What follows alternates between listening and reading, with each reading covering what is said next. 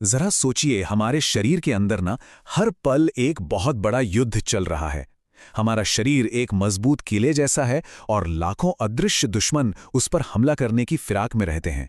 तो ये कहानी सिर्फ बायोलॉजी के एक चैप्टर की नहीं है, बल्कि ये हम सबकी अपनी जिंदगी की कहानी है। और हाँ, बोर्ड एग्जाम्स के लिए तो ये चैप्टर बहुत ही ज्यादा जरूरी है। तो चलिए इस किले के हर राज को आज समझते हैं। तो ये जो माइंड मैप है, इसे समझिए हमारे युद्ध का पूरा नक्शा।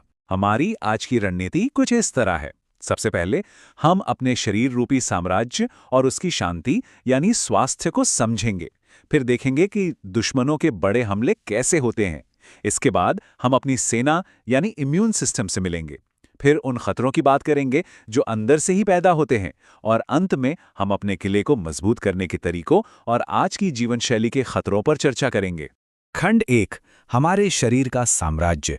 देखिए, किसी भी जंग को जीतने के लिए ना पहले अपने साम्राज्य की हालत को समझना जरूरी है। तो सवाल यह है कि एक स्वस्थ साम्राज्य आखिर होता क्या है? स्वास्थ्य का मतलब सिर्फ ये नहीं है कि कोई बीमारी नहीं है। WHO के अनुसार ये पूरी तरह से फिट होने की स्थिति है, शारीरिक तौर पर, मानसिक तौर पर और सामाजिक तौर पर भी। सोचिए, हमारे इस किले की दीवारों को 3 तरफ से खतरा है। पहला, आनुवंशिक कमजोरियां जो हमें विरासत में मिलती हैं। दूसरा, बाहरी दुश्मनों का संक्रमण। और तीसरा, हमारी अपनी जीवन शैली, मतलब हमारी आदतें, जो या तो इन दीवारों को मजबूत करती हैं या फिर कमजोर। अब हमारे साम्राज्य पर ना 2 तरह के खतरे मंडराते हैं। एक है संक्रामक रोग, जो बाहरी हमलावरों की तरह हैं और एक से दूसरे में फैल सकते हैं। और दूसरे हैं असंक्रामक रोग, जो साम्राज्य के अंदर की गड़बड़ी से पैदा होते हैं, जैसे कि कैंसर। तो चलिए मिलते हैं हमारी दुश्मन सेना से, यानी रोगाणुओं से, जिन्हें पैथोजेंस कहते हैं। इनमें बैक्टीरिया, चालाक वायरस, फंगस, प्रोटोजोआ और कृमि जैसे कई तरह के सैनिक हैं। हर एक का हमला करने का तरीका अलग है, लेकिन मकसद सिर्फ एक है, हमारे साम्राज्य पर कब्जा करना। चलिए अब कुछ बड़े और महत्वपूर्ण युद्धों की केस फाइल्स देखते हैं। मतलब कुछ आम बीमारियों को और करीब से समझते हैं कि वे हमारे शरीर पर आखिर हमला करती कैसे हैं। यहाँ 2 बड़े बैक्टीरियल हमलों का ब्यौरा है। पहला है टाइफॉइड, जो सैल्मोनेला टाइफी बैक्टीरिया से होता है। ये एक जासूस की तरह गंदे खाने और पानी के जरिए हमारी छोटी आंतों में घुसता है और फिर खून के रास्ते पूरे शरीर में फैल जाता है। इसकी पुष्टि के लिए विडॉल टेस्ट किया जाता है। ये एग्जाम के लिए बहुत ज़्यादा ज़रूरी है।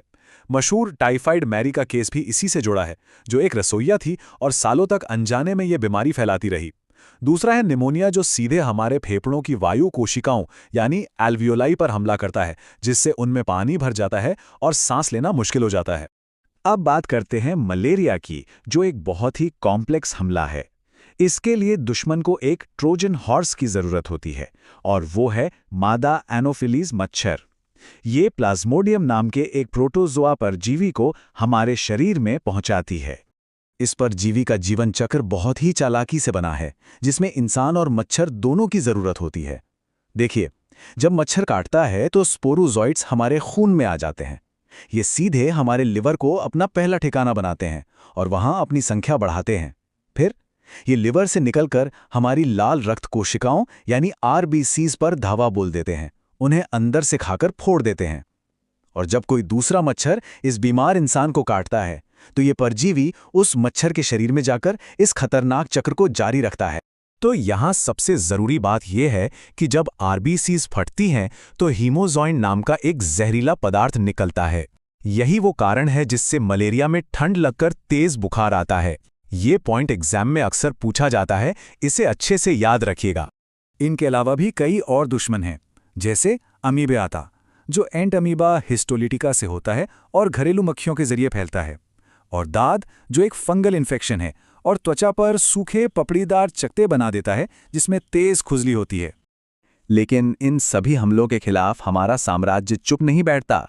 उसके पास एक बहुत ही एडवांस्ड और शक्तिशाली रक्षा प्रणाली है, जिसे हम प्रतिरक्षा प्रणाली या इम्यून सिस्टम कहते हैं।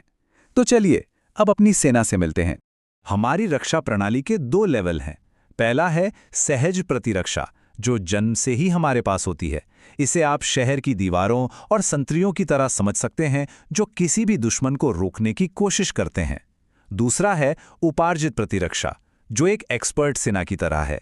यह हर दुश्मन को पहचान कर उसके लिए खास हथियार बनाती है और उसे याद भी रखती है। हमारी पहली डिफेंस लाइन में 4 तरह की रुकावटें हैं। शारीरिक अवरोध, जैसे हमारी त्वचा जो दुश्मनों को अंदर ही नहीं आने देती।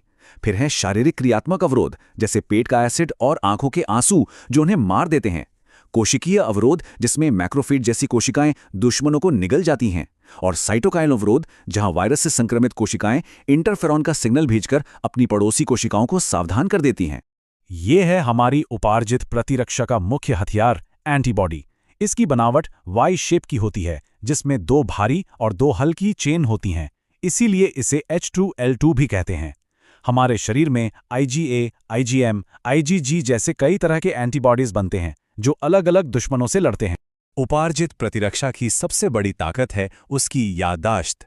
जब कोई दुश्मन पहली बार हमला करता है तो हमारा शरीर एक धीमी प्रतिक्रिया देता है, जिसे प्राथमिक प्रतिक्रिया कहते हैं। लेकिन हमारी सेना के B और T लिम्फोसाइट्स उस दुश्मन का चेहरा याद कर लेते हैं।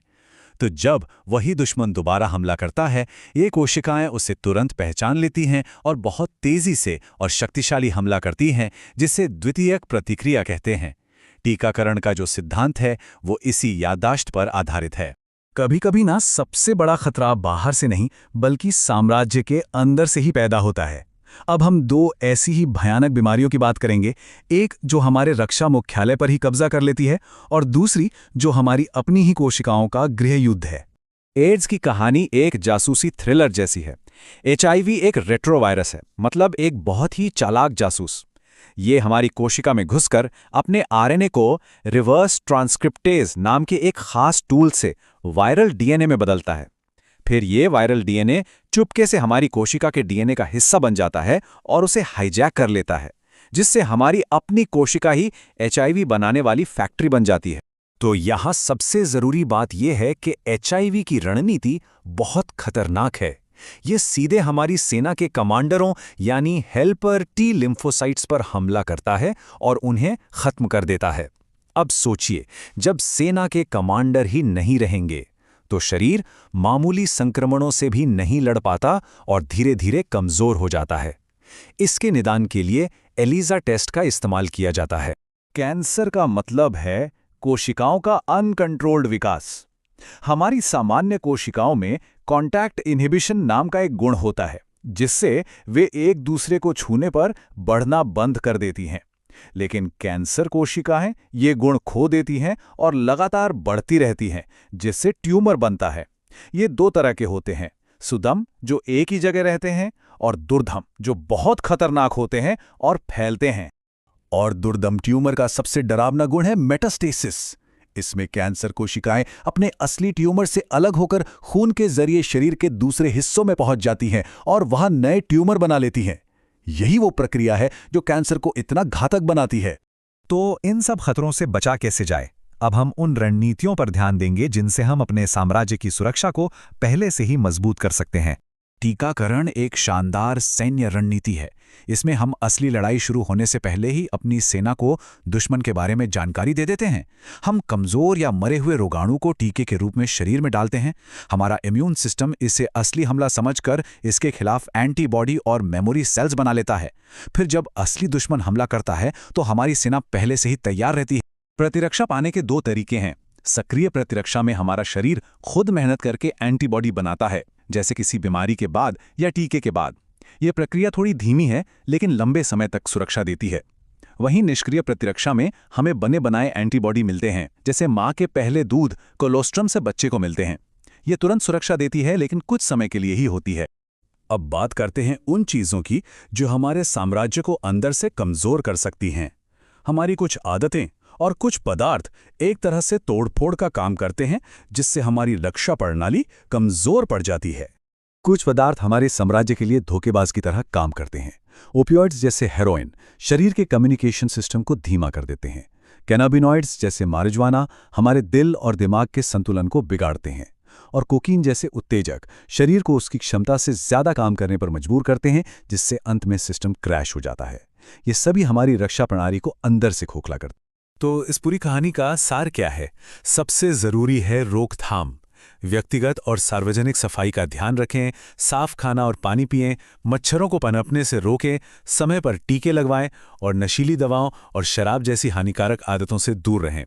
ज्ञान ही सबसे बड़ा हथियार है।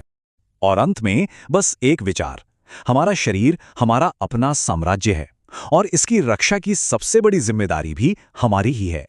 क्या हम इस जिम्मेदारी को पूरी तरह से निभा रहे हैं? इस पूरी लड़ाई की रणनीति के PDF नोट्स डिस्क्रिप्शन में दिए गए हैं, उन्हें जरूर डाउनलोड कर लें। धन्यवाद।